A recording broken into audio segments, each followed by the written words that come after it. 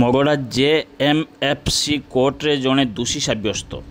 ମୟୂରଭଞ୍ଜ ଜିଲ୍ଲା ମଗଡ଼ା JMFC court ଆଜି ଏକ ମାମଲାର ଶୁଣାଣି କରି ଦଣ୍ଡ ଶୁଣାଇଛନ୍ତି।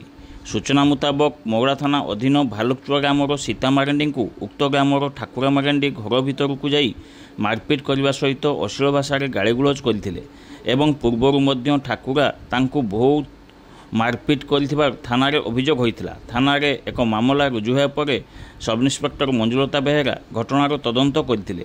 ତେବେ ଆଜି ଉକ୍ତ ଘଟଣାର ବିଚାର କରି ଠାକୁରାଙ୍କୁ ଦୋଷୀ ସାବ୍ୟସ୍ତ କରିଛନ୍ତି ବିଚାରପତି ସ୍ମୃତି ପଟ୍ଟନାୟକ।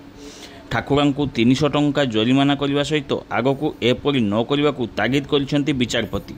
ମାମଲାର ପରିଚାଳନା କରୁଥିଲେ ଏପିପି ସମ୍ବିତ ଦାସ ବୋଲି ଜଣାପଡ଼ିଛି।